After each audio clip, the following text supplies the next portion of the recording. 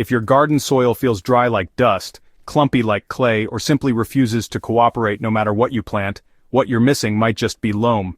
Loamy soil is the holy grail of gardening: rich, crumbly, moisture-retentive, and full of life. But here's the good news: you don't need to dig, double-till, or haul in fancy amendments to get there. In fact, if you're a lazy gardener, this might be the best news you hear all season. Because nature can build loam for you, you just need to set the stage. Why loam matters? But let's keep it quick. Loam is the sweet spot where sand, silt, and clay meet in harmony. It drains well but holds moisture, provides nutrients but doesn't smother roots, and makes every plant, from tomatoes to tulips, grow like they're on garden steroids.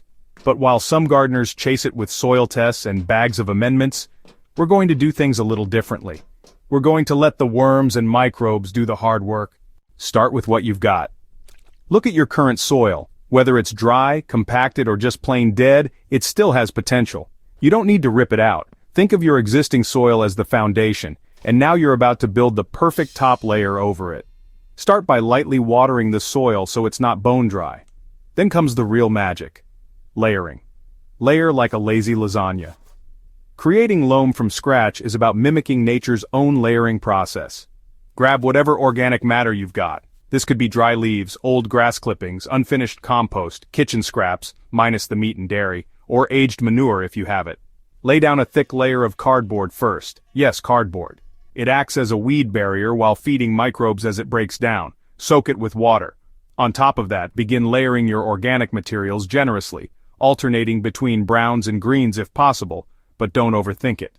Once you've built a decent 8 to 12-inch layer, cover everything with straw, old hay, or another light organic mulch to insulate it. This helps retain moisture, keeps weeds out, and invites microbial life to flourish. You're essentially building a lazy compost pile directly on top of your soil. Now here's the kicker. If you want to jumpstart the transformation from dead dirt to fluffy loam, toss in a handful of red wigglers. These worms are like tiny tillers that aerate the soil, mix organic matter into the earth, and leave behind castings packed with nutrients. If you don't have worms, don't worry. If you build it, they will come. Moist, layered organic material is an open invitation to earthworms and other soil builders. Within weeks you'll see tunnels, castings, and signs of life. Don't be tempted to mix, turn, or dig. Just keep the area moist, not soaked, and walk away. Nature doesn't dig, and neither should you. Rainfall or a weekly soak with the hose is plenty. Over the next 30 to 60 days, microbial life begins to explode. Fungi weave networks through the layers, breaking down carbon. Bacteria multiply, worms feed and burrow, and the whole mass begins to settle into what looks and smells like rich, dark garden soil. This lazy method doesn't give you instant results, but it gives you real results. By the time the season changes, you'll have a top layer that crumbles in your hand and smells like a forest floor. That's loam. And the beauty of this method is that it keeps improving over time. You can plant directly into it once it settles, or even sooner if you use seedlings. The roots will dive in and find a buffet of slow-release nutrients.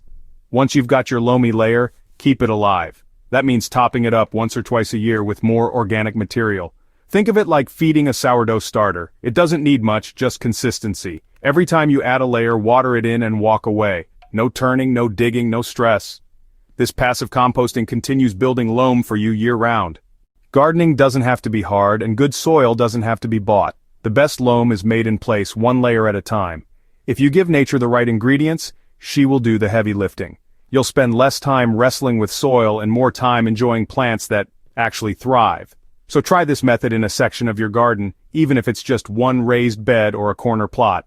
Watch what happens over a month and you'll be hooked. If you found this guide helpful, don't forget to subscribe to the Soil Doctor channel and share this video with a fellow gardener. Let's keep building better soil, one lazy gardener at a time.